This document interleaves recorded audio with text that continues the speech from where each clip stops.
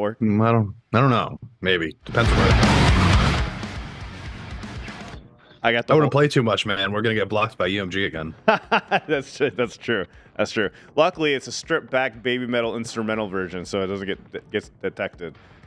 I feel like they're trying to skirt around all that shit now at this point, man. They're gonna find covers. They're gonna start taking those things fucking down.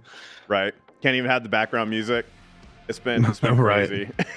Just like if somebody playing the piano version, that's gonna get taken down. Yeah, I mean they can go after it for melody, just because they're gonna say that's copying the melody and stuff. Guys, we were setting up this podcast and there's just so much drama happening. Ryan Mear, a good friend of ours, just hit us up saying that his whole channel just got nuked for crypto. So hopefully he can stop in and tell us about it, because he didn't really give me much information. Just like it was infiltrated by crypto, shut down, deleted. So yeah, show him some love. Subscribe to his new channel. He does the same thing we do, reactions and all that good stuff. Talk about music. But that sucks. I can't imagine. Can you imagine having your whole channel nuked? I mean, at this point, it really wouldn't do much to me. But I knew you were gonna say that. I had a feeling. But in the midst of it, when I was actually trying, yeah, that would have been a fucking. It would have killed me. You know, I would have been like, I'm done. I'm giving up now. Yeah, that's just crazy. I just got back from Japan. I took a week off of the internet a little bit. I came back not feeling so great. I got sick and I got better for the concert, and then after the second day of the baby metal concert, I just got sick again, I guess, but I feel better. But I just had this horrible wave of depression. I was just like, I'm just gonna stay away from the internet for a while. That's the coming home from vacation depression right there. Yeah, we all get hit with that a little bit. Yeah, it was brutal. I came back, GM quit on the first day back that I got here, and then somebody that I like really helped out a lot personally, and then I got backstabbed, so that didn't help either. So I was just like, what the hell am I doing? It's just, you know what I mean? You get into one of those modes where you're just like, well, fuck everything. I'm just gonna focus on getting everything restaffed and then refocus and go.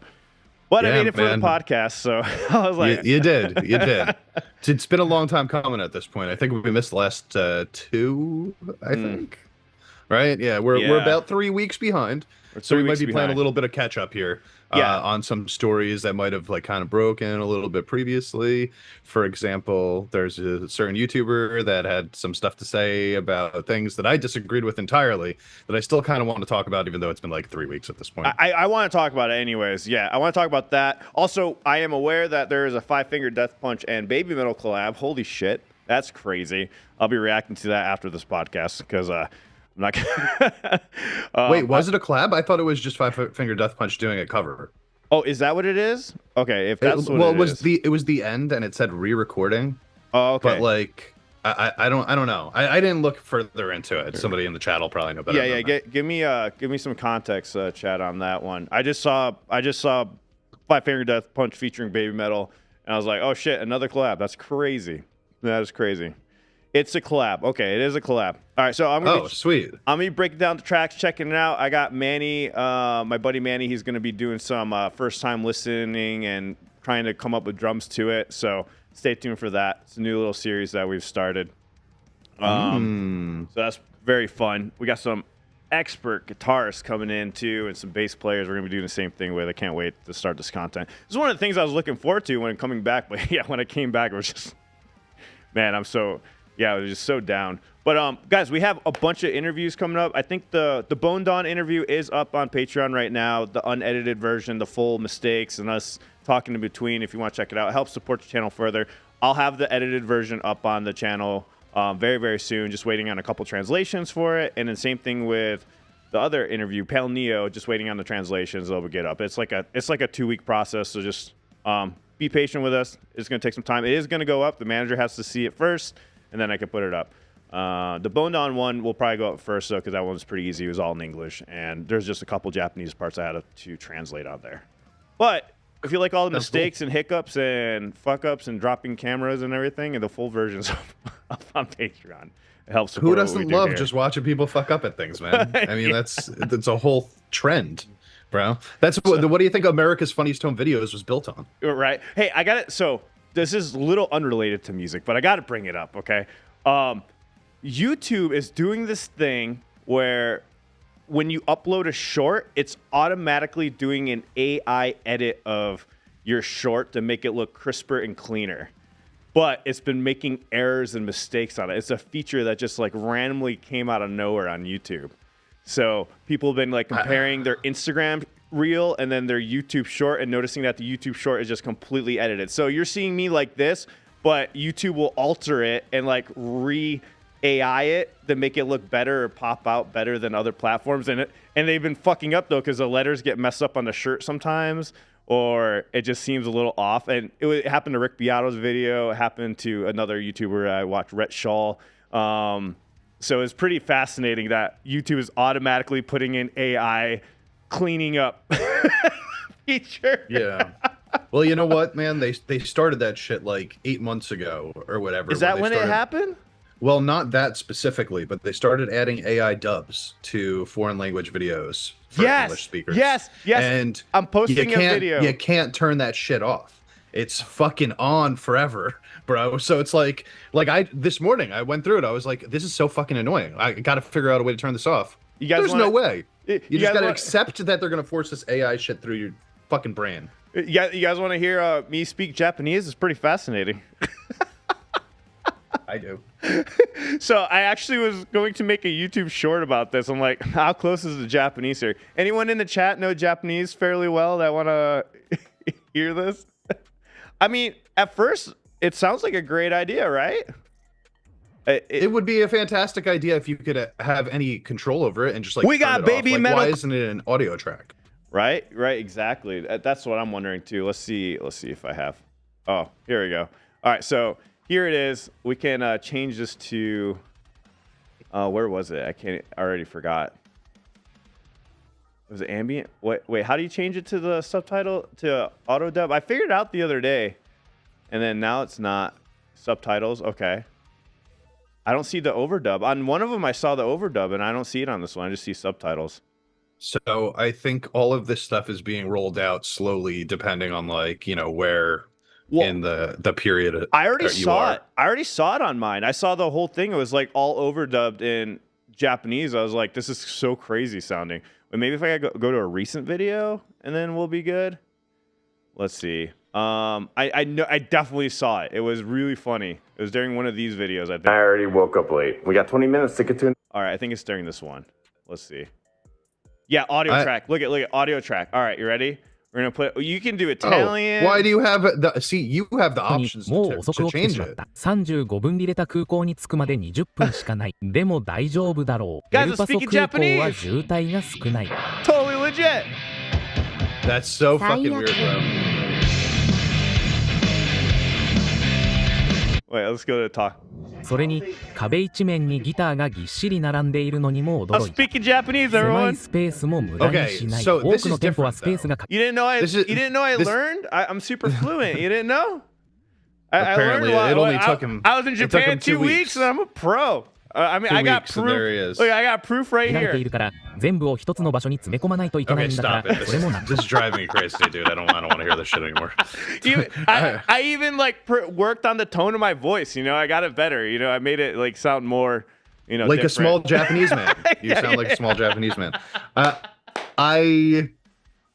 Okay, so that's actually different than what I was talking about, because what I'm talking about, it's an audio dub on the video itself. So there's no separate audio track that you could turn on and off on a bunch of the videos that was coming across recently. Wait, it's just part of the video. Oh, so you when can't they turn upload it, it, on off. no, when the uploader uploads the video, it's automatically auto dubbed for shit. people that are listening to it from a different language or a different I guess they base it on like your IP address, right? Like where you are, what they assume that you speak, and then they auto dub it to that. And there is no audio tracks on that to switch it off or anything like that. Yours is actually I'm okay with that. What just existed right there, as long as we have a choice, it's cool. I didn't realize that there was another version. I thought that's what you meant. But But yeah, no, you have an option to turn it on and off, so I thought that was pretty cool. Well, it's just really cool for, people watching from Japan that, want to hear the audio instead of reading subtitles. I don't know how accurate that is. So anybody that knows Japanese, that just heard that, let me know how accurate that is. I wonder how they're doing it. I wonder, remember earlier last year when we were talking about how there was like the AI generated sort of like description of your video that was like popping up on the side? Mm-hmm. Yeah. I wonder if they're using that and then writing out a dialogue with that format, like that structure that they're doing there, and then using that dialogue to auto dub.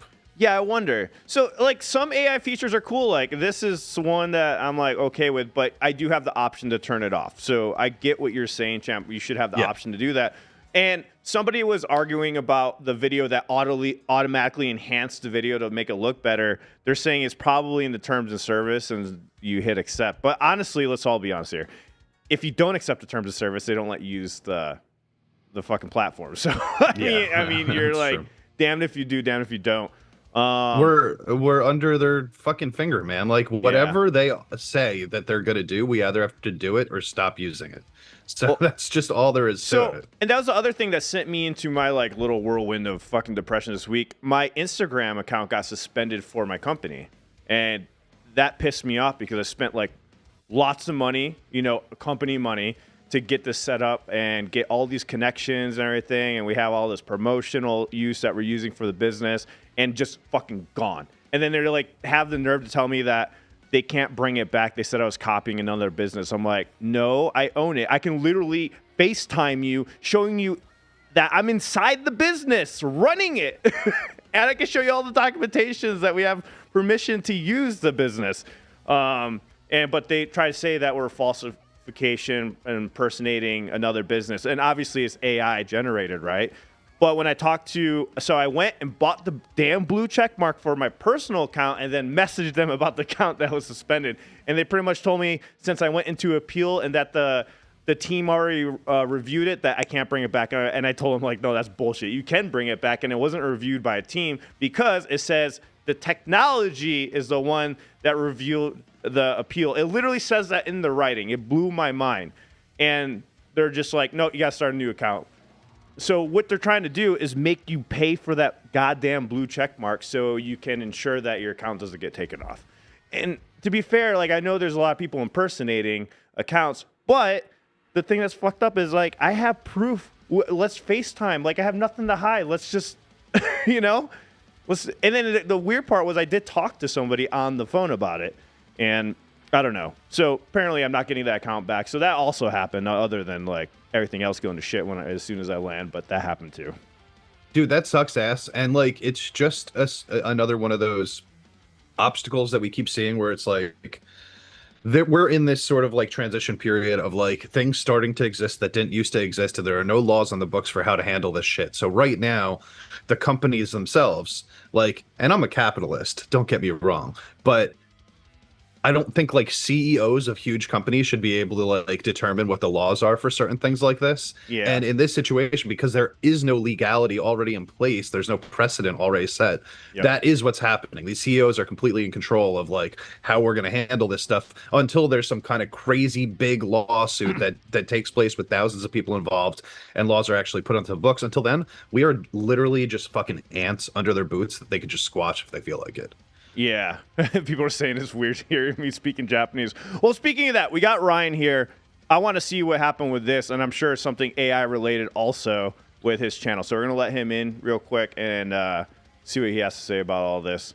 There he is. Big Mear. Welcome, Ryan. So Ryan sent me a message this morning saying that pretty much his account was just nuked out of nowhere, his YouTube channel.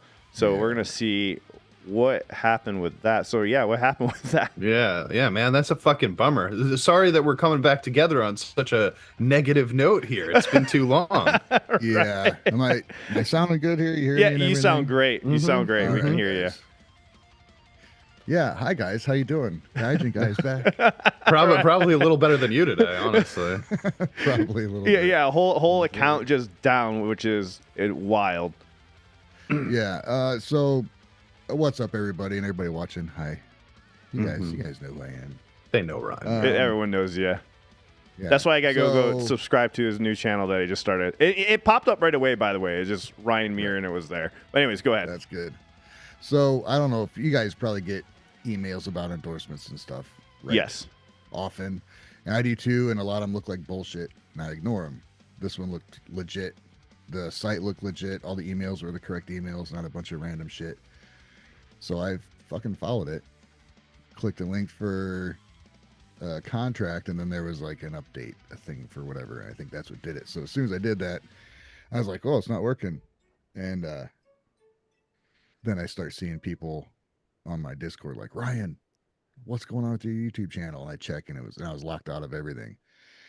Changed all the passwords, and they started running crypto live stream bullshit. So I had another YouTube account. So I reported the videos and said, hey, this is my channel. These are not my videos. Channel's been hijacked. Within 20 minutes, they took the videos down, and then they just removed my channel. Damn. So I'm like freaking out, and I talked to some people, and they gave me some links to follow, and I followed through YouTube and all this shit. Did it, explained it, hijack channel. They know what happens a lot, and filed an appeal, and then I get, it's been denied. Your channel's gone, and it won't be back. That's exactly what fucking Instagram did to me. That's exactly what they did to my account. They're like, oh, since you already appealed it, we can't bring it back. I'm like, what the fuck does that mean? Yeah. So, but I'm still getting emails from YouTube partners like, okay, we need this information. There's some information like, dude, I never had to look up so much shit that they asked for. I'm like, dude, I don't know. So I looked up stuff, gave all the information. It's been like several times. I just did another one today. So hopefully, I don't know. I know some people have been like, yeah, it was down for like months or even years and finally get it back. I'm like, so I don't know. So, it's been a few years building up my channel and, live streaming and all that stuff. And I get to start over. Yeah, dude, that sucks, dude. That still sucks. I mean, just thinking about all the work, time, and effort you put into the channel, and then it's just like taken away. So anybody else out there, just don't follow any links. Yeah, seriously. Yeah, period. Do not follow it.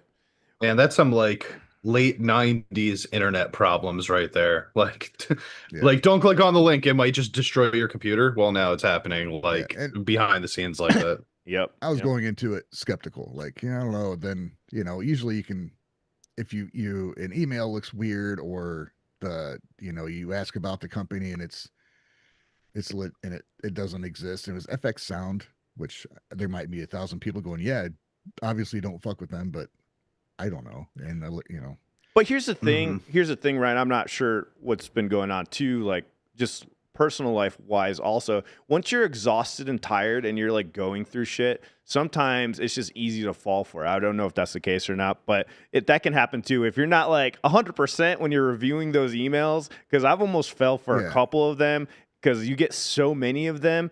And when you're just reading them, you're thinking in your head, this seems legit. And then after the fact, you're like, oh wait, there was misspelling and stuff in that email, Dude. Yeah, it's been a rough summer. Just in general, my dad's been in the hospital, and oh man, I'm sorry. He's okay now, still healing, but it's pretty serious for a while.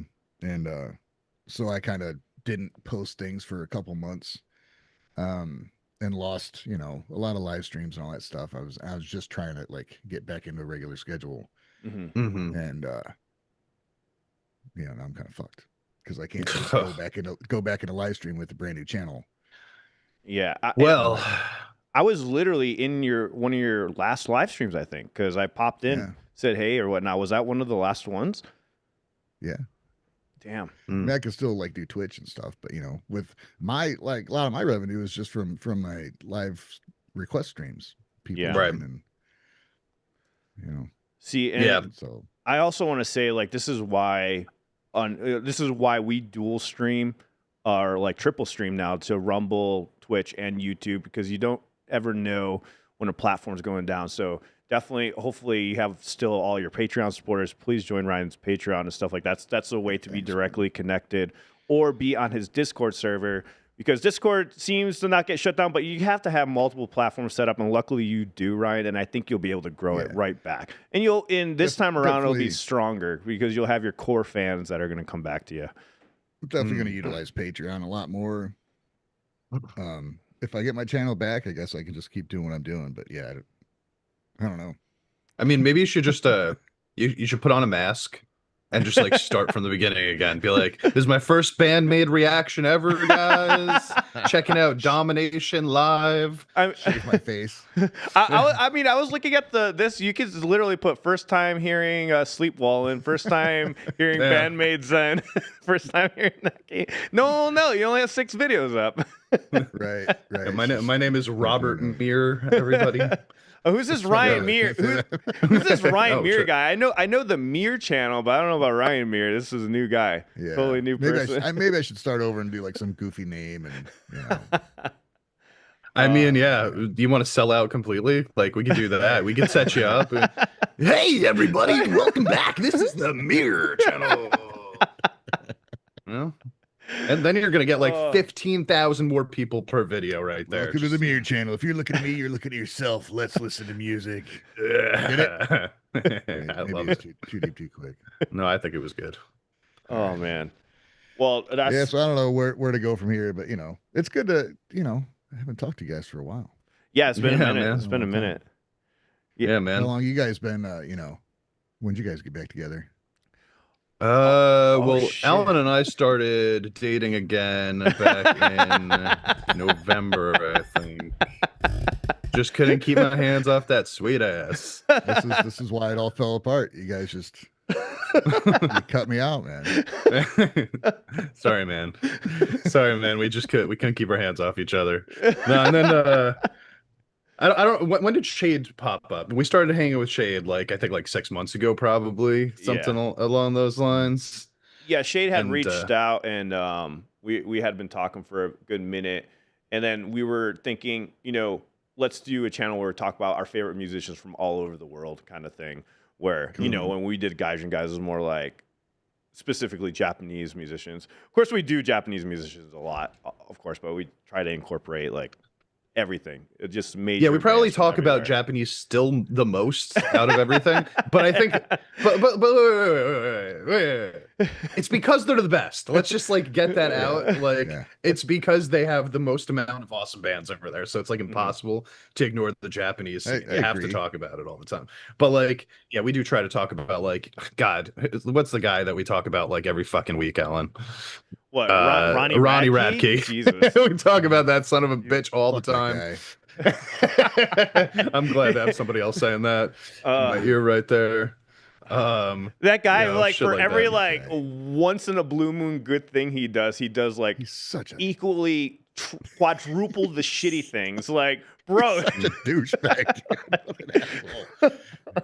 What about Indonesian music, Kurt? I don't think we do have talk. I don't think we've heard Indonesian music. I mean, other than Elite Bata, I mean, we've done. Oh yeah, Elite Bata. Yeah. That's about it. We do know. We had some coming through on my in the old days on my channel. Mm-hmm. There was another group. Some pretty cool bands from there. Wasn't that female group, right? Aren't they from Indonesia? VOB. Oh, there you go. Yeah, Voice of Bass. Yeah. Yeah, I'm really sorry if cool I said stuff. that wrong, but okay, I have been missed that one at some point. But I will say that when I was doing my YouTube channel, Indonesia was the third largest demo of people that were watching my channel. Yeah, same with me, dude. Jakarta was I think number 2, and it's Japan, Jakarta, and Indonesia. Yep. I had America at the top. You don't have America at the top of your list? list? Was 5th. It was 5th. What the hell? US was, yeah. Dude, because I had like 5 Elite Bata videos from a year ago, and they just generate. Yeah. People just watch them. Yeah, the only interesting. The only thing with Elite Bata is the fans only watch Elite Bata videos. Yeah, they don't. Yeah, that's all they watch. Yeah, that's an issue. See, I never actually did any of those on my channel, so I don't know where the fuck my Indonesian demo came from. Maybe they just thought I was pretty. Maybe I'm a very attractive man for Indonesian people. But outside of, because I don't think I know any Indonesian musicians outside of Elite Bata, which I only know because of you and Wave and Alan. Yeah. See, for me, it was Japanese and then America. Pretty much Japan and America for my demographic. I wonder what my current demographic is. With my 59 subscribers? Is that what you're at 63. You probably just went up a little bit. There you go. You're moving up, dude. Wait, he needs to get to 1,000 guys to monetize again. Oh, you're at 74. You just jumped to 74. There you Oh go. hell yeah, dude! All right. See, we're building you back up over here, man. See, what do I do? Do I just go for it with this other channel? Do I fucking? I don't know. I guess say go for it with the other channel because I would look at it as you filtered out all the people that stopped watching your channel, and now these are going to be specific people that are watching your channel because the way that the algorithm works now is if your current subscribers don't watch your new videos that come out, if you can't appeal to all of them, your video gets pushed down. So it could be a good thing. It could be a really good thing. I mean, that's a very positive way of looking at it. Missing revenue thing. Yeah. I mean, I hate the fact that you have to build back up from that, but there is okay, so Alan and I have talked about this quite a bit actually, where it's like there is this sort of like algorithm based push that you get when you start to get some momentum on YouTube. And then a certain thing happens, there's a ceiling that you hit for whatever reason. There's a bunch of reasons that it could happen at, but then that momentum is gone. And it doesn't come back. And I think that's just for your channel, though. No way. No, dude. Are you kidding me? 27,000 for a year. And then yeah. All right. But I really think that happens pretty consistently. So you're in a position right now where you actually can get that wave of momentum back again, even because you have people that are going to watch your videos on your new channel. They're going to watch them automatically, right? But the YouTube algorithm is going to see that because they know you. But the YouTube algorithm is going to see that as, hey, a bunch of new people are watching this new channel. Let's push them forward. I honestly think the reason why the channel got stagnant is people need something different after a while. It can't be the same type of reactions over and over. I really think that's why it stagnated. Because if I'm being honest, when I watch you guys, I stopped. Yeah. What mine are putting out both ears. I stopped putting out individual videos. I just doing live streams. And that's what I dug was the live streams, interact with people, and that's all. I never got any revenue from fucking putting out individual videdos anyway. But I know. Hey, I stopped putting out specific videos, and so that's gonna stop people from seeing it. What you just mentioned there is actually, I don't know how long you got here, Ryan, but one of the topics that we're going to talk about today is exactly about that.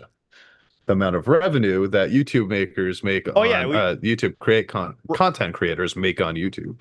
Yeah. Do you have time, Ryan, or do you want to hear this? What else am I gonna do? True. No, I got some time. Go subscribe to Ryan Mear's channel. It actually pops up right away. Type in Ryan Mear, it immediately pops up. So that's a plus. Right, that's a benefit. That's good. I think the Mear channel was a little harder to pop up. That one pops up no problem for some reason. But Ryan Mear, MEAR last name. For those that don't know. Oh yeah. So, dude, speaking of popping up when you type something in, by the way, I typed in Band-Maid Conqueror today into YouTube because I just wanted to look at the track list. And it was just your fucking reaction video. Alan, you and fucking Eric. Oh, really? The top thing before even the Wikipedia showed up, before any AI generated response showed up, it was just the Dicodec watching Conqueror video. I was like, what the hell? Well, you got to remember, we go really specific with all of our YouTube tags to make sure that shows up on Google. I literally go to Google. If it doesn't pop up, we go and we change every single tag in our algorithm to help push it up there. Tags? Yeah. So maybe that's why my channel.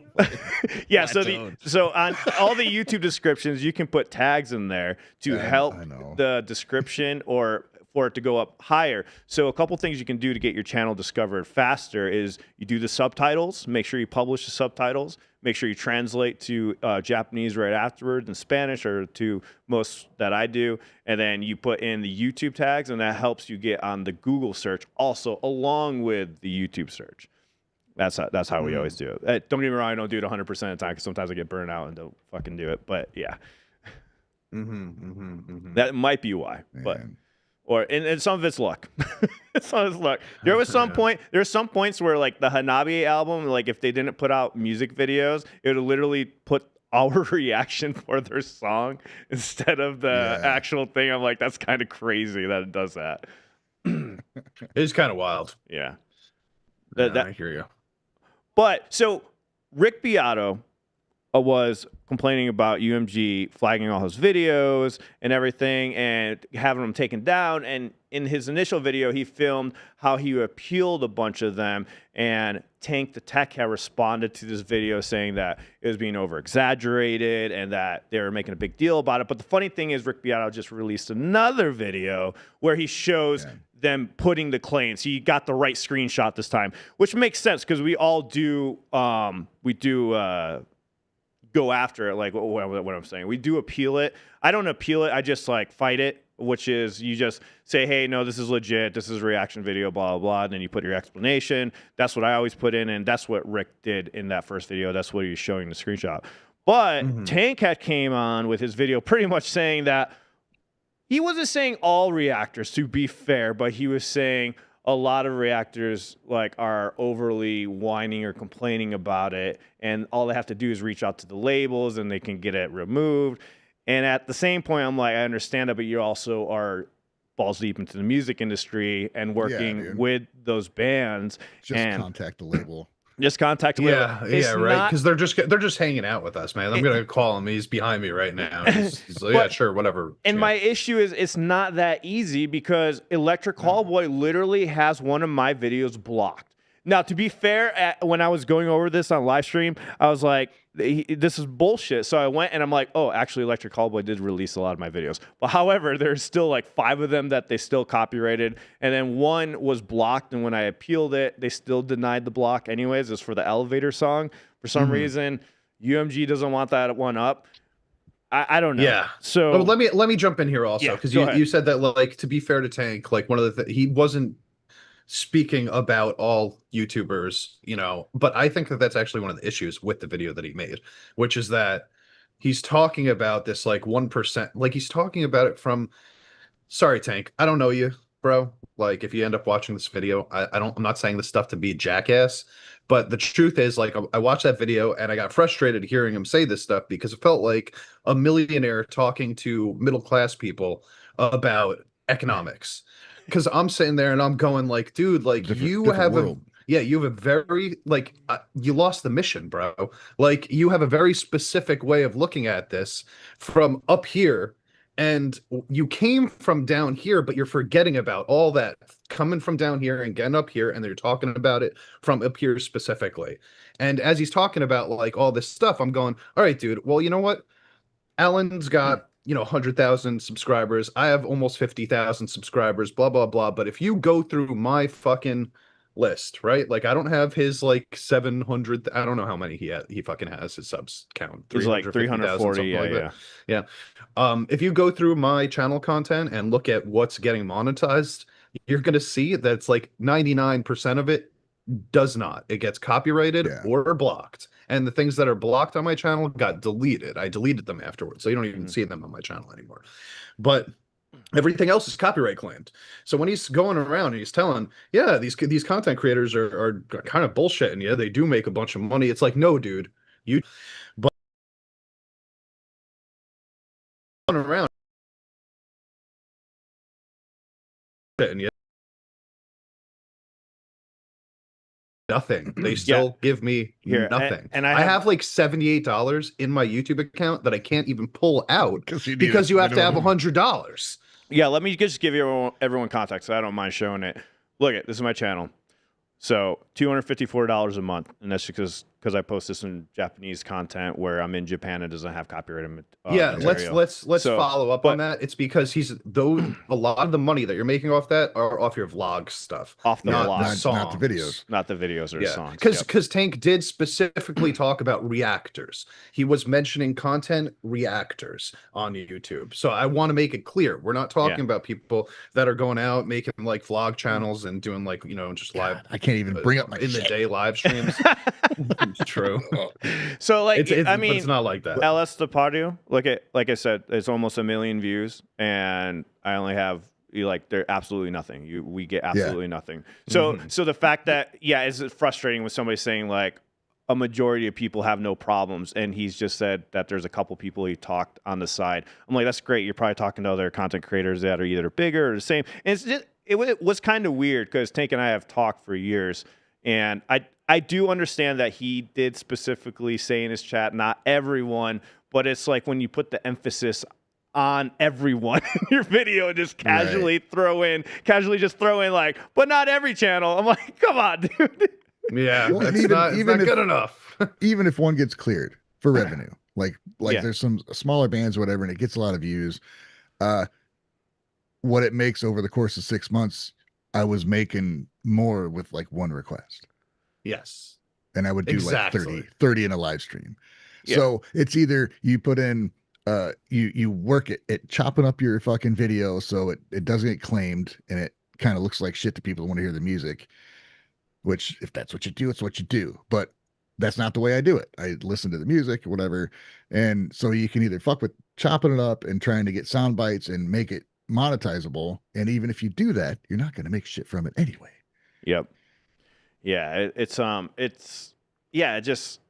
was just the way that he went off about it. I get what he's saying, but at the same time, we should be back. Somebody was saying that we were on. I just went to Ethernet. Sorry, guys. So I was still on Wi-Fi. That's probably why I dipped out a little bit there. But yeah, we can't see Ryan's channel unfortunately. But yeah, I'm sure it was like the same. Then same for you, champ. Can you show mine or no? I can show yours if you might be able to show just real quick, or send me a screenshot. Send me a screenshot in Discord and I can pull it up. So I just want to throw a little, just like throw the precedent out here. I'm clicking on my video that has an all-time, my whole channel has the most views that I've ever had, right? Yeah. So this is the video that has the most views. It has 150,000 views and it stayed monetized.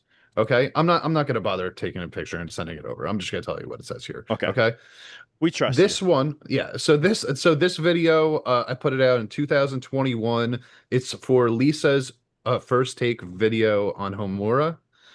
And that's impressive. That's still up. How is that up still? Yeah. I don't know. This one somehow beat the censors for whatever reason. I probably paused it a bunch of times or some shit, you know, dude. Like that's crazy amount of pauses, right? It made so this video, my most monetized video of all time, made $56.33 in its lifetime. That's the most I've ever made off a single video. And nothing else is even over $25. If I keep going down, the next video that I have that didn't get copyrighted at all, it's not even on my first 2 pages of views. Like I have to go all the way down. I'm still going down. Here we go. Number 2, Band-Maid Without Holding Back. For whatever reason, that one didn't get copyrighted either. 55,000 views. So it's 100,000 less views than my number 1. And want to take a guess how much this one made? $200. $30. Oh, so that's it. That's what we're talking about. We're talking about my top video 55 and my second video 31. I want to give some context to this also when it comes to the view count and how much money you get. So when I do a Love Bites reaction, since it triggers the show Love Bites, I do get a higher CPM for a Love Bites video in comparison to other bands. Band-Maid has always been the lowest. For some reason, it also depends on some of the terms that are in the actual title and in the description when it comes to getting a certain amount of revenue, because it'll put it up into a different CPM. So depending on the video, it can vary significantly. So I could have a Ren video that does 30,000 views, but since Ren is part of Ren and Stimpy, it'll also be advertised to those advertisers. So even for a video with 5,000 views, I still made $40 off of that Ren video, even though it was 5,000 views. But I could have a 55,000 Band-Maid video, and it can be also the same price. So just keep that in mind. The CPMs fluctuate significantly. So how do we know if YouTube is using this honorably? We don't. So if they want to, they completely could crush you and do certain things. And this is why YouTubers tell you to go to their Patreon. It's not just because they're whining and trying to make as much money as they can. To be fair, there's some people that are using this, like Tank is trying to refer to in his video. There is YouTubers that totally... okay, let's not bullshit, though. Like we are using the Patreon to make money. a lot of two things that we use the Patreon for, right? What he's talking about in the video is how people are using the drama of the takedowns and stuff to get people to go to Patreon. There is some people that do it, right? Yeah. Like he's saying that basically, like, we are complaining about not making enough money so that people will give us more money. That is not the case. We're complaining about not making any money because we're not making any money. Like, it's just a straight up main point, fact. Yeah. It's just a fact. We're not bullshitting this for money or donations. If people want us to lie about it, we could sit here and lie and be like, yeah, we're fucking billionaires, man. We make so much money off of videos that get copyrighted every day. But that's not true. So why would we fucking say that, right? And that's why I have this huge issue with, listen, Tank to me has had bad takes all year. After me watching his videos for a long time, he's had several bad takes this year, but this one took the cake for me, where I was just like, dude, like, you've been where we have been. You know the deal.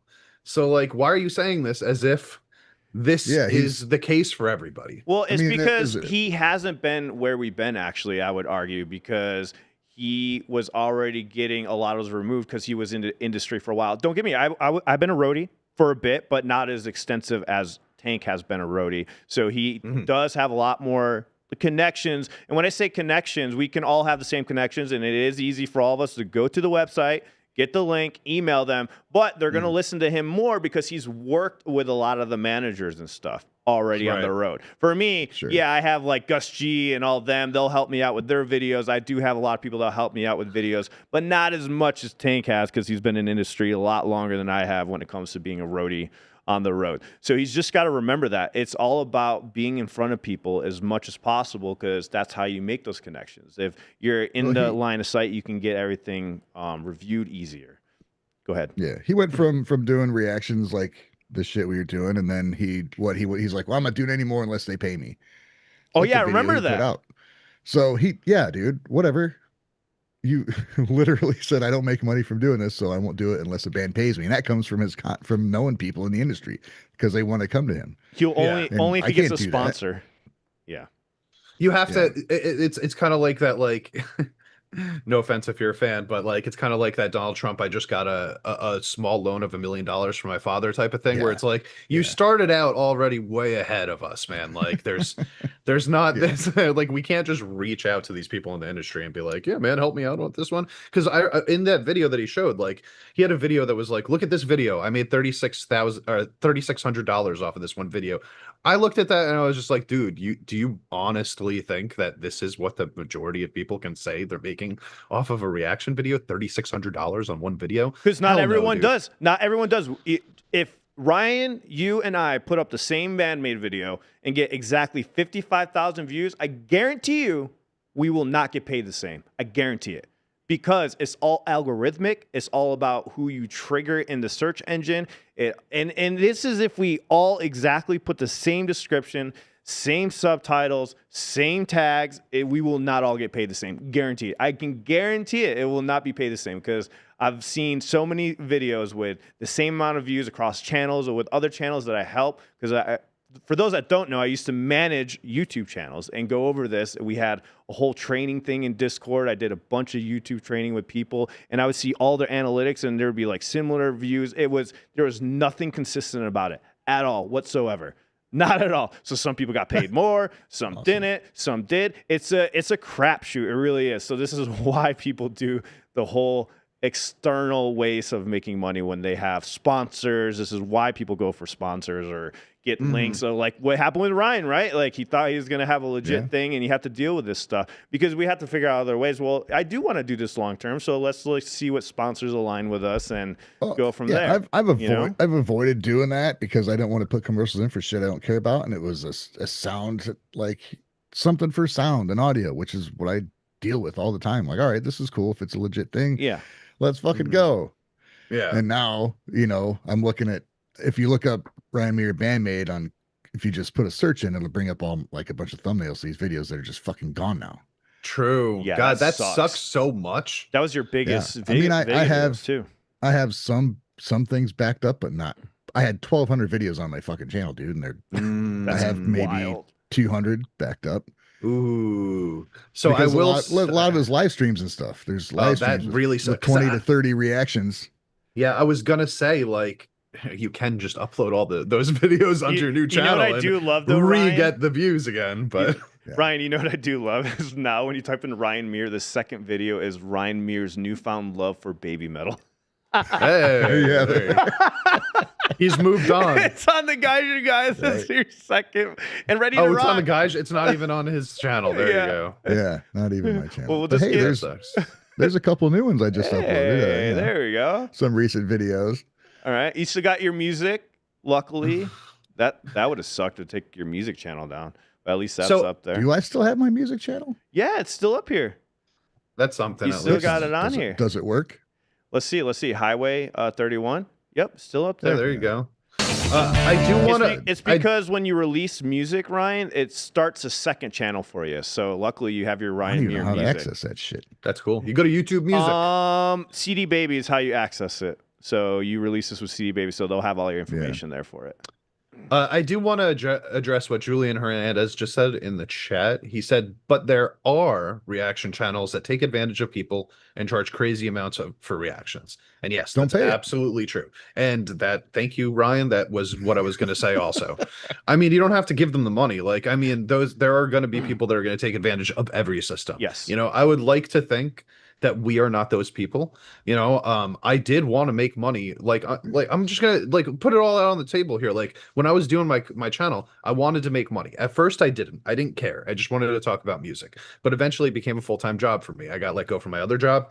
They moved to across the country. I was stuck with this, but I was making enough money on my Patreon and live streams and everything put together, sponsorships, that I was close to making a full-time living. Yeah.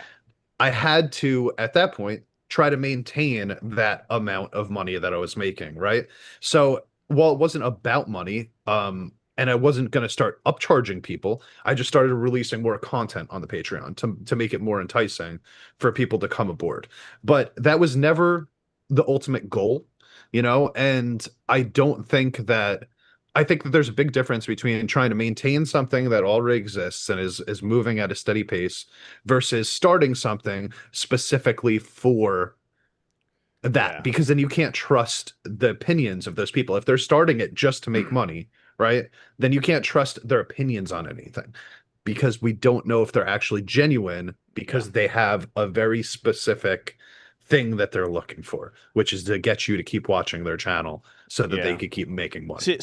I love where I'm at on YouTube now. Now YouTube for me is just complete fun. I don't even give a fuck. I'm like, that's the great thing. I've been fortunate enough to get a good paying job again. So I'm just like, you know what? YouTube is just my music stuff. I'm back to writing music again and doing it. Cause was so sick of the idea of YouTube being the job aspect of it. It was burning me out, and you weren't that getting sucks. anything It's not in fun return. anymore. I was just like, that's why I'm so excited about doing new content, just doing the music side, just more. I'm like, whatever, I don't give a fuck anymore. I'm just gonna release music content. But obviously, I'm in a place where I'm very fortunate, and I have a good job now. So and then we have the school that's doing well. So now it's just for fun.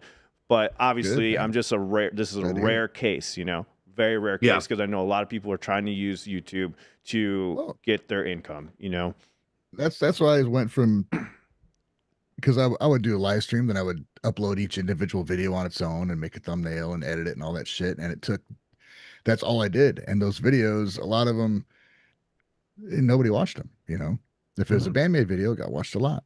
And if it was some other rare band, which I'm trying to the whole reason was to get these bands out there, nobody'd watch it. Yeah. So I just stopped putting up the individual videos. It was not affecting my revenue. It was coming from the request, which now I would do a live stream, and by the end of the night, I'd sign off, and by the next day it'll have over 1,000 views. So people are watching it, which is great. And that was all right. I was cool with it because I was putting in chapters, and so it's easier to look for the band you want to watch or whatever. And I'm I was cool with it. I was making some extra money, and people are seeing music they hadn't heard, and people are able to share what they want to share. But that's ultimately what ends up sucking the life out of you when you're doing these things, because I also wanted to put up videos so I was doing Patreon. So on the my Patreon, how it worked was $20 for a request, anything up to 20 minutes. I think I was doing like $20 for one request. And then $1 to get all of the requests. So if you're on the $1 tier on my Patreon, you get all of that stuff, like anything that anybody else has requested.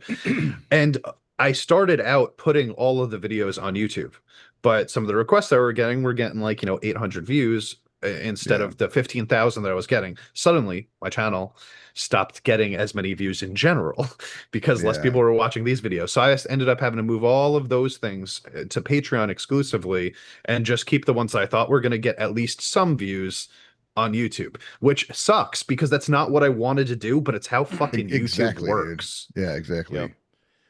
Yeah. It's the same problem. Like the stuff I wanted to push, it doesn't get pushed because it's like they have less than 1,000 subscribers on their channel. So, and you're trying to get more subscribers for these bands, but it just doesn't work that way. No, instead that brings you down, so it's like, and now you can't help anybody in that case. So it's a really hard, you're walking this line, you're trying to get, the best of both worlds. It's really hard to make that happen. And that's why I sit here and I'm going to take it all the way back to what we started this with and say, that's why it annoyed the shit out of me. Tank's video, like straight up, like I watched it twice and I kind of sat there seething a little bit in my car, like, dude, you should know better at this point than to say this shit. It was to the point where Champ sent me the video.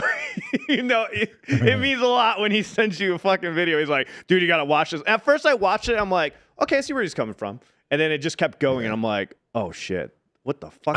And then I started getting pissed. I'm like, what the fuck you mean? I have like over 100,000 subs. I'm making like 100 a month. Like, you really think that's sustainable? Seriously, dude. Because that's the other thing, dude. Like, you have 114,000 subscribers on this fucking channel that we're on right now, bro. It's not like that's a small amount. You got the little check mark and everything. Like, we're moving. So if you're making 100 fucking, what was it, $200? I think you were saying, like on average, $254 a month is what that is not sustainable living money. You know what I mean? Not in the US. No. You might be able to go out for dinner. Right.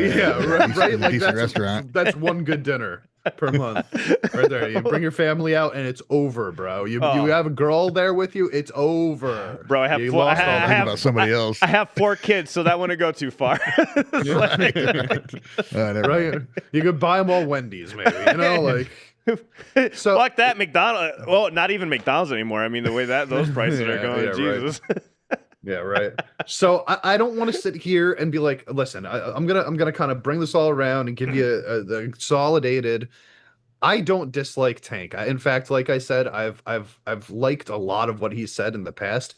But in 2025, he's come out with like 3 takes at least that kind of pissed me off and made it feel like he's not at the same like sort of understanding of this as we are now. And he's talking about this stuff almost in like a tabloid form where it's like, this is the way that TMZ would talk about this type of thing, like the little rage baity. And like, I want him to like kind of look around and be like, okay, maybe not, maybe these guys like, there's a lot more people that are under this that are going to feel what I'm saying they don't feel. Yeah, I would have gladly showed him my channel. I would have just been like, hey man, look at this, Yeah, 3 years ago he wouldn't, there's no way he would make the same video. Exactly. That's why it bothers me so much, because that's why I said it feels like, bro, you lost the mission. Like you were there with us and now not Succeeded. So much. Yeah. Becca, so anyway, he's probably still a really great guy, like in real life or whatever. And I think that this was more like out of ignorance rather than like malice, to be totally honest. I definitely don't think it was malice at all. No. But I do think it's really irresponsible because there are a lot of people that are affected negatively due to the comments that he made his viewers. Because to be fair, like when I saw the video that you sent me, I'm like, I had the same thought. I was like, what's up with all these people fucking complaining about everyone taking down the videos? Because my first thought was, a lot of the times you can dispute it and it'll let it go. But I did have a couple videos where it did not go through and they did stop it. Or in Electric Callboy's case, I have reached out to them many times through email and no response. So it doesn't always work. It does not always work. If you have connections, it's going to work a lot more often. Yeah, of course. Because your email's on the radar. connections. And to be fair, UMG is probably getting thousands of emails. Sure, getting their video down. Or Electric sure Callboy is getting thousands of emails also, you know? Yeah, and it's also getting filtered through probably freaking AI to decide who or what gets even looked at. Yeah. Apple did an AI thing with their mail service, and like I noticed that you have to go all the way to the right and click on all mail because they choose what they think is important mail for you to get. I'm like, what the fuck are we doing here with this AI shit? Like, let me decide what emails are important, okay? So you have to specifically go to all mail in order to see all your mail. It's ridiculous. I hate it. It was like some new update on Mac. It was like a load of shit. I don't know if Gmail does that also. Gmail has also their AI filtered email. You have to go to all mail, otherwise it won't show you everything you got. Yeah, I just never check my emails, so I don't even know what you guys are talking about. I'm not at all surprised. It's been weeks, if not months, since the last time I opened Gmail up. If you really need me, you could call me, guys. Come on, everybody. Yeah. I tell everyone the same thing. Like, text me because email's not the way to go, or Discord. Yeah. People will try to send me messages. I try to check Discord as much as I can, but one thing Tank has said is he will no longer film these videos live on stream. He will discuss on stream, then pick before choosing, and then think before posting. What is that after he put up that video? Simno? Wait, I don't understand. Simno, you were actually in that first Instead video. of just putting the whole thing up, he'll edit it. Yeah. Oh, okay. Throwing it up on YouTube. Yeah. I feel like anyway. that's pretty common. I don't really have an issue with that. Like, let's bring up Simno's response on that first video, because Simno is actually in that video, and he tells Tank about the maximum hormone situation, and then he tests it out, and he puts up a clip of the maximum hormone music video. But to be fair, he put up the one maximum hormone video that will not get taken down. That clip of it, because there is songs that maximum hormone will take down because it's not on the internet anymore, but people have like the bootleg versions of those videos. So the people that put up those videos, that is the real reason they got their channel blocked and taken down.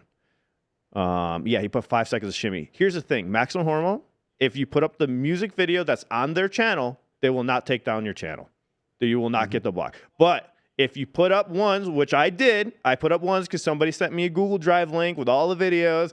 I didn't know what the fuck I was doing. I put them all up. Of course I got hit. I also was lying and saying it was in Canada, so it'll get past some of the copyright systems. Because in the beginning, I was making pretty good money on YouTube, actually. That's a wild thing. When I was first starting, I think it was like $1,000 a month with a 5,000 subscriber channel, because nothing was getting copyrighted at that time, because I was in Canada. This is sustainable. But they caught on and fucking like wrecked my channel. They like copyrighted everything. Sony came by, gave me a strike, took down like 5 videos. It was crazy. Yeah, so if you put anything on their old label, of course it's going to get blocked. So the one that Tank put up as proof was not a very good fucking example. That was the other thing that pissed me off. 5 seconds would almost be quick enough to not even flag anything anyway. Yeah, I mean, if it was that short.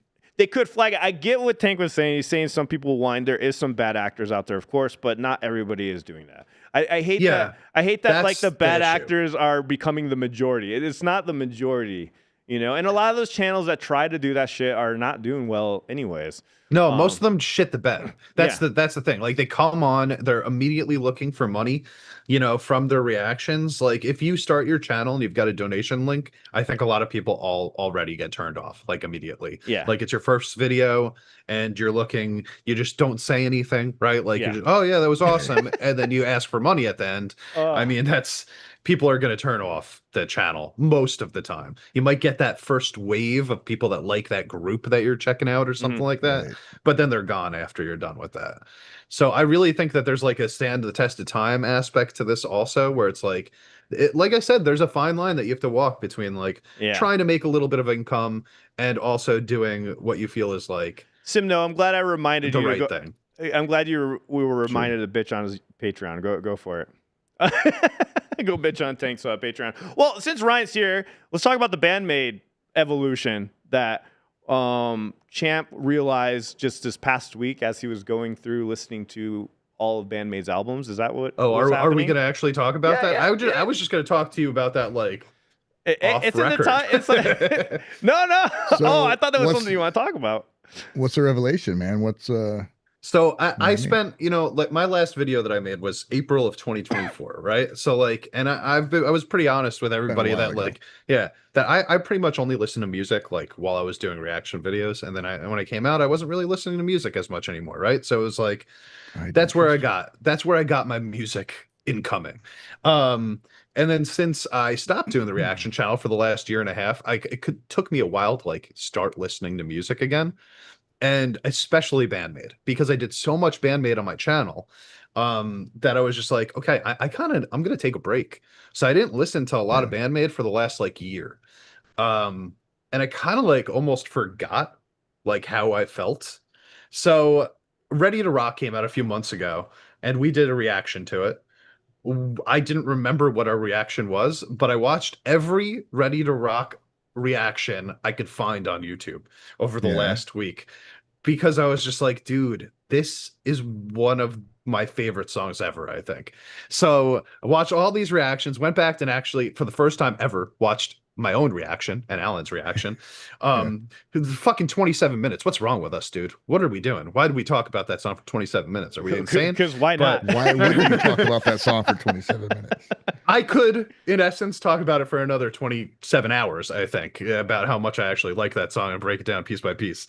But it made me sort of go back and want to listen to, like, why did I fall in love with this band in the first place, right? Because I know that most of their music is not exactly like this. So I just went from Just Bring It, then I did World Domination, then I did Conqueror, and then I did Unseen World. I stopped there. So I listened to those 4 albums in a row. So that they are in a row. And I gotta tell you, after listening to Just Bring It, I was like, hey, that was really good. Like, I kind of forgot that they were going to be good. And then I listened to World Domination, and I was like, oh, that was better.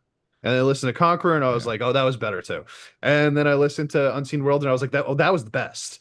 And I sort of came out of it thinking like, wow, as much as I enjoyed the first album, like Unseen World, they have all leveled up as musicians. And I think that they use their abilities, their skills to write the music a lot more later on too. So I was going through all of it. Yeah, go ahead. Let me jump in real quick. The cool thing you're going to find out is musicians from you'll put Band-Maid on random and you'll hear a song from like Unseen World and you'll be like, oh shit, this thing's fucking badass. And you're like, oh, this was one of those older albums or something, you know. Anyway, go ahead. Yeah. No, I agree. And it's like, so I really went down the rabbit hole here, and I was like, okay, I'm gonna look at who wrote each of these songs also, and like went through like what were my favorite ones, who wrote my favorite ones, and blah blah blah blah blah. Going back to Just Bring It, I probably realized it at the time, but I didn't really keep the idea, I guess. But like they didn't write most of that album, right? It was like written by other people. And going back after I got to the 4th album and I went back and listened to some of the songs that Just Bring It, I was like, oh my God, Konami is so much better of a writer than whoever the fuck was writing this album. Like, it's not even close anymore, right? So I'm like, okay, these are solid rock tracks, but they are not what Band-Maid is capable of. And then you get all the way up to the Ready to Rock and you go, wow, 2025, they're all the way like leveled up now. They're way better than they used to be. Because I used to love those albums, and as good as they are the first time you hear them, when you realize how much better they get continuously over time, you're like, well, you know what? I'm not even sure that I want to go back and listen to Just Bring It anymore. Like, and I'm picking and choosing the songs I'm listening to from World Domination at this point, but I'm listening to all the stuff that came out like Unseen World after and going, wow, this is all nasty. You know, and I just think that it's not appreciated as much how much they've leveled up over time because their musicianship got better and they wanted to utilize their good musicianship in the songwriting process also. Exactly. I think some people get lost on the new stuff, and I think that's because they went from being easily listenable by the average Joe, and then if you're a musician, you knew that they were fucking insane, and now they're showcasing the fact that they're insane, and it's turning off some people that just want to kind of casually listen to it. Yeah, which is kind of funny to me. And I think I feel the same way, dude. Every new thing comes out, I'm like, am I just geeking out over this because I know people are gonna like it, or because No, it's like, no, I listen when I'm driving around by myself, listen to Band-Maid, I giggle and laugh the same way I do in my videos, dude, because it hits me the same every time, dude. I love it so much. Yeah, dude. And like I was kind of, I've always been like, my favorite guitarist, like I love Konami songwriting and stuff. I always have, and I think that she's much better, like as the times have gone on and stuff like that. But I also think that I haven't given her enough credit. As much as I've talked about how great of a guitarist she is, I don't know if I've given her enough credit for being as great of a guitarist as she is. Because after watching, which we didn't talk about, Alan, after we did the Ready to Rock reaction, I watched the live version of it, the official live Ready to Rock version, and I was like, dude, like she's as good as any other fucking female guitarist out there. Like the fact that she was able to just go out there and rip through that song, which is basically a 4-minute solo, and like have it sound as close to perfect as the fucking video was. Like it's fucking wild. And like that song is so intense, bro. It's so intense. It never stops. And Alan, did you try? Sorry, no, try go learning ahead. that? You try learning that riff yet? Just no, I never did. I should. It's fucking crazy, dude. It is nuts. I learned it. I put out a little quick video, but I couldn't, like the way I hold a pick. I could not play it with a pick. I like use my fingernail because that's the only way I could move my hand fast enough and actually play the riff. It was fucking. I was like, dude, this is insane. Just the opening riff. That is awesome. I need to learn it. I just never. Yeah, did. it's cool, man. Like it sounds like that System of a Down song. I don't remember. Was it called like Mesmerize or Hypnotize or something like that? It's got a very similar intro. But then Akane comes in and she's way better than the drummer from fucking System of a Down. So it just gets way better as it goes.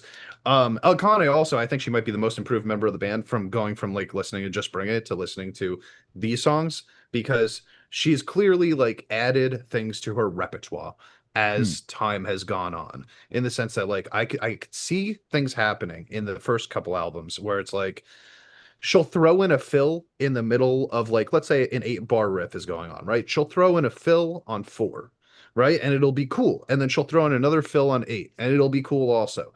But now she'll throw on a fill on 2.5 and then 6. And you're like, what the shit, dude? I can't even keep up with where she's throwing these fucking things in, bro. Like, it's crazy. Like, the thought process for me, I would never be able to come up with that, right?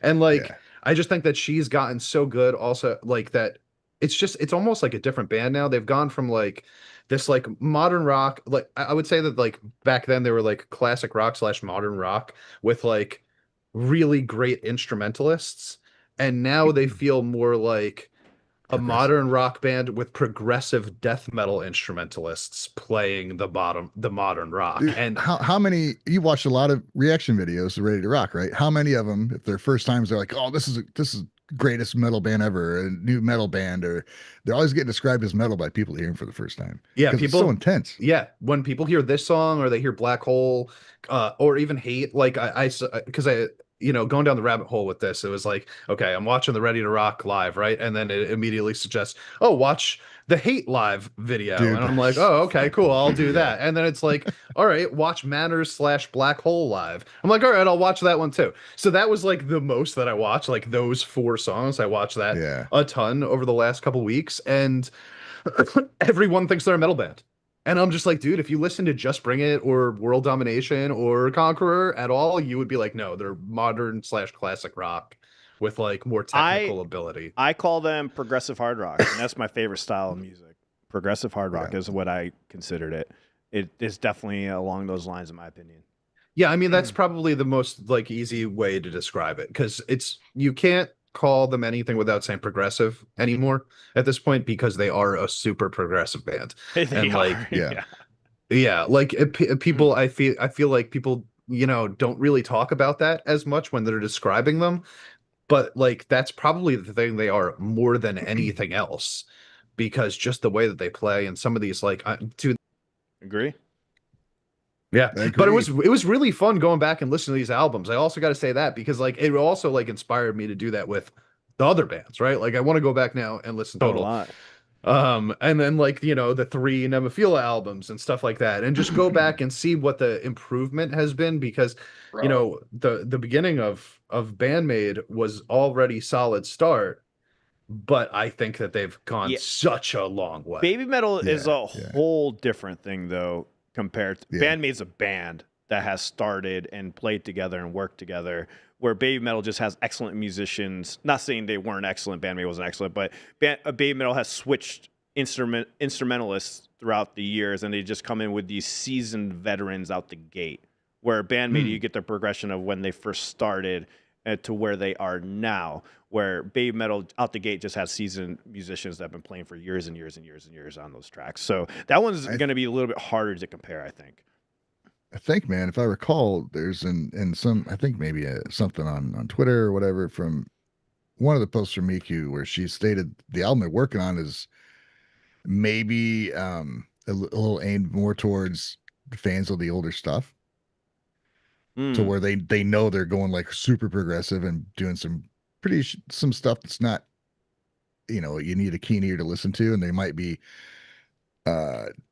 taking it back. I think it's going to be what you realize, where you hear them live play their older music, they always add something to it. So you're going to get kind of a band who is insanely talented and progressive trying to do simpler shit, and it's going to end up being, probably pretty progressive anyway.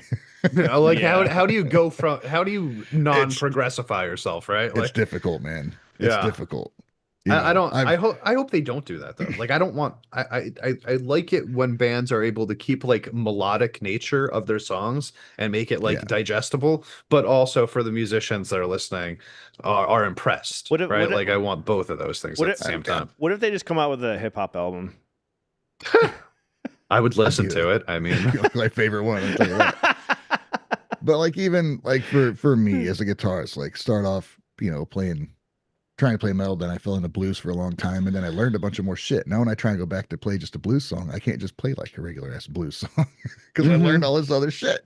Yeah, you're gonna get bored by it, right? Like, it'll be interesting. It's hard to go backwards. Hear what's going on. Yeah, I can't do one genre in a song at all. And all the new songs that we've been writing there's multiple genres, just period.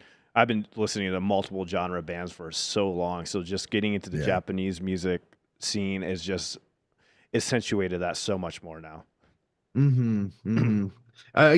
mean, listen, man, like I've always, I think, respected bands that are willing to, I don't want to say like show off, because like show off makes it sound like you're doing it as a sacrifice to the sounds of the song. But if you can like make the song sound good and show off simultaneously, I think you got the best of both worlds, which is, Becca in the chat said Unseen World was great because it had the best of both worlds. And I actually agree. I think that's their best. I think that's Band-Maid's best album. And I think it's still because my favorite, they have that.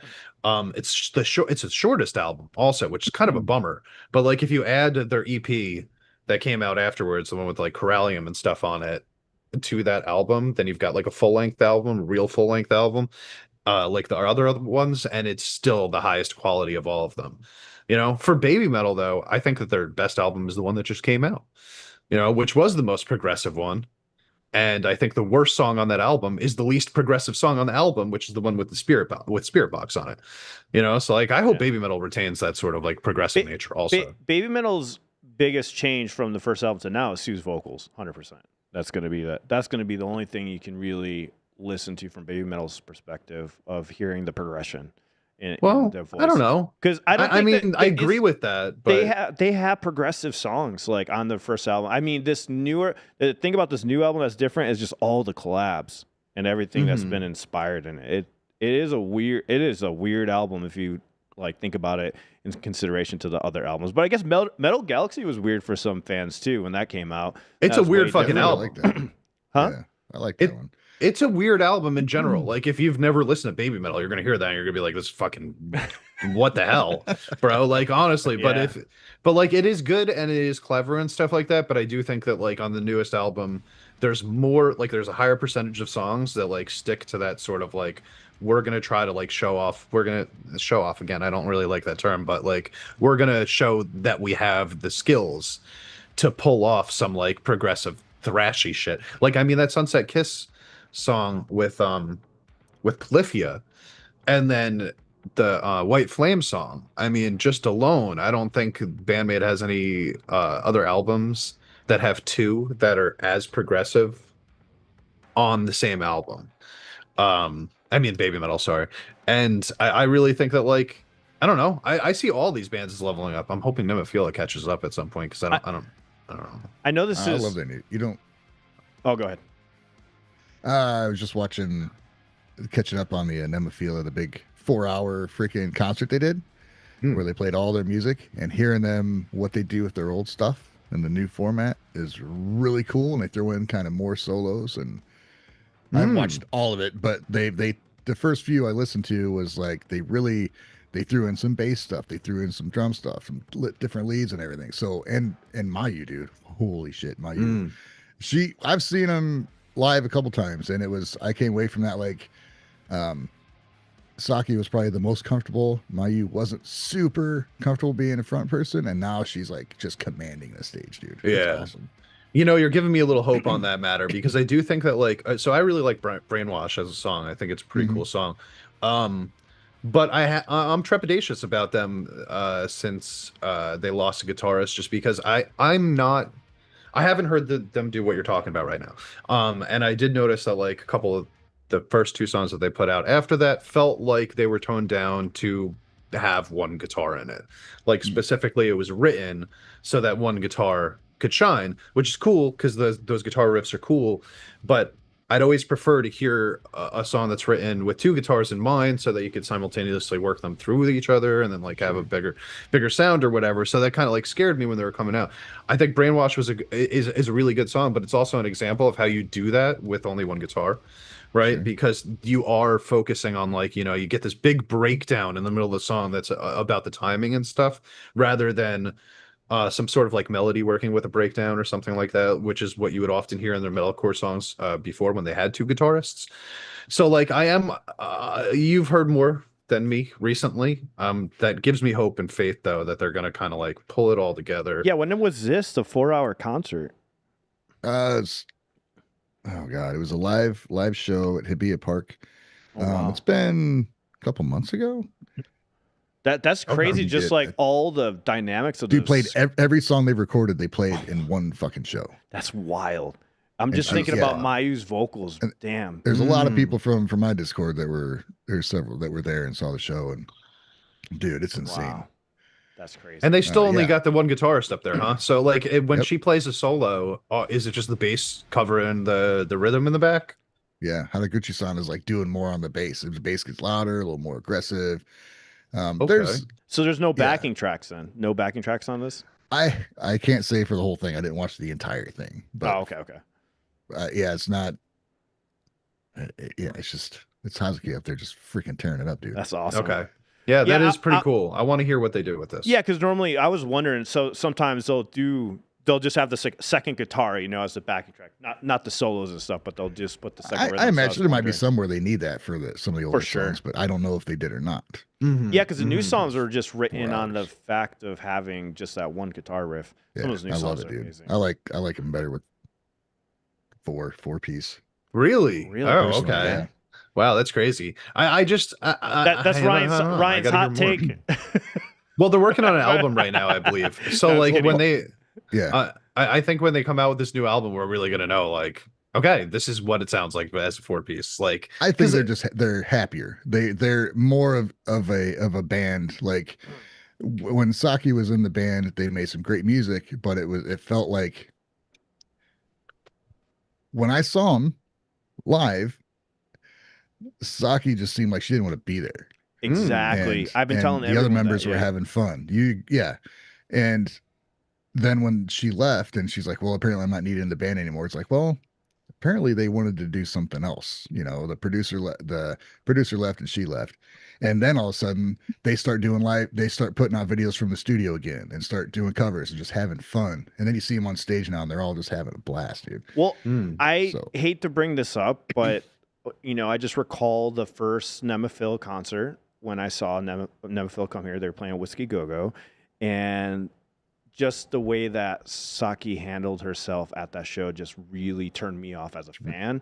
Just with the whole like throwing the phone at people's face and stuff. I'm just like, dude, I get it. You like throw it in the crowd and stuff, but she fucking whipped it at him, and it was like and that wasn't the only occurrence. And then also the interview that I did, you could just feel that it was off because something that happened before we started that interview was, hey, I said it's okay to, you know, completely go all Japanese if you want to. There's no reason to try to force the English if you guys don't want to.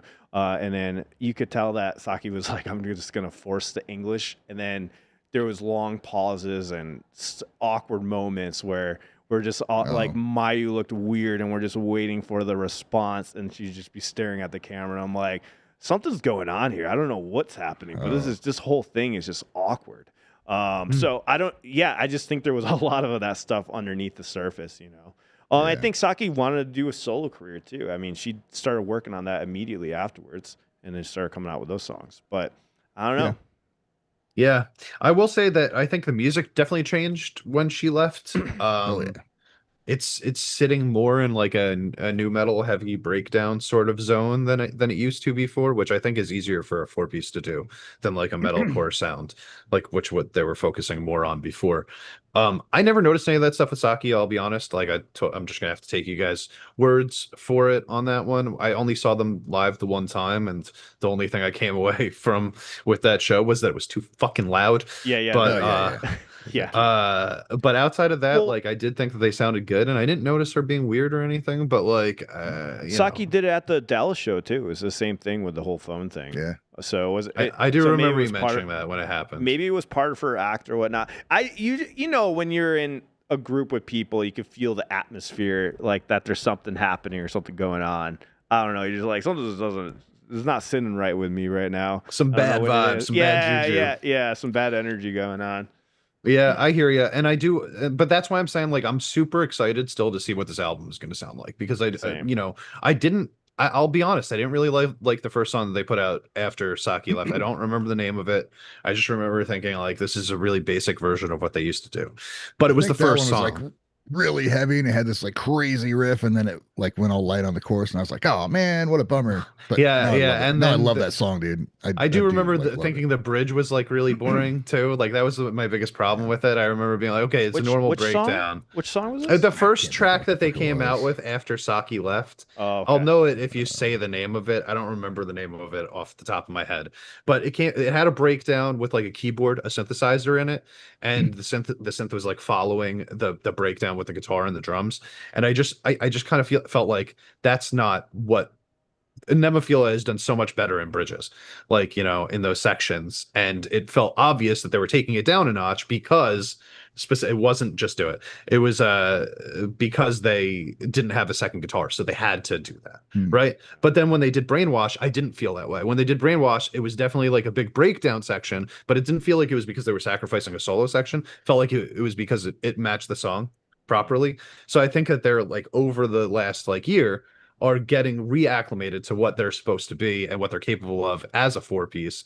And I do think that the songs are getting better as they release them. So when the album finally comes out, I'm thinking it's still going to be an awesome album. I'm crossing my fingers it's still going to be an awesome album. The God song was pretty good, but I remember that's the one that I didn't like. That's it. That's the one you didn't like. See, Just Do It was the poorly mixed song. I remember that. I remember going like, "Oh, this is a cool song," but man, whoever fucking put the mix together. I really think the best bitching about the mix. Yeah, I think the best track they released is the most recent one, which is what gives me hope. You know, I think Brainwash is the best one they put out. I'm trying to recall the music, but I'll be honest, I never went back and listened more. So I wonder what that means for me. Like, it probably means what you think it means. Yeah. Did I enjoy it as much as I thought? I know I'd have to listen to it again. You know. Hey guys, I'm gonna have to go in a minute. Because it's my birthday. But happy birthday! Thanks, happy birthday. We've been talking an hour and a half. I just realized. Yeah. Wow, but I do want to I just want to ask you guys, did either of you listen to the new song with Amy Lee, Courtney LaPlante, and Poppy? No. I haven't heard that yet. No. Was it good? Do you want me to say? Yeah, I'm curious. Well, you don't like it. I'm going to make the assumption that it's not good, but go ahead. I might make a video and put it up on my channel that nobody's going to fucking watch. Yeah, let me just say, I was really excited for it because you know, Amy Lee coming back, working with Poppy, and then everyone loves Spirit Box nowadays. And I listened to it and I went, oh. And then I walked away. Yeah. You can have a lot of great ingredients, but they just don't taste good. Hey guys, thanks True for story. subscribing to Ryan's channel for me. You got the 123. We're getting up there, Ryan. Oh, 123. all right, man. baby. Thank you, guys. Build Yeah. the man up. We doubled it. We got it doubled within the stream. Yeah, dude. All right, appreciate you good. guys. Ryan, thanks for you. joining us. It was fun. Thanks, It was a chat. blast. Happy birthday, Hey. champ. I'm open for, I'll be around. All right, cool. Yeah, man. You guys want to chat Join us? again? Yeah, for sure. Yeah, man. Cool. Definitely. All right. I'm going to go celebrate the big 26. Big 26. All Bullshit. right. Yeah. 26? Yeah, I got a 17-year-old son. I don't know how I did it. Apparently, you're 26 and homeless, according to the chat. So, they're like, who's the homeless guy next to Rick Beato? All right, guys. You guys stay awesome out there. See y'all in the next one. See you.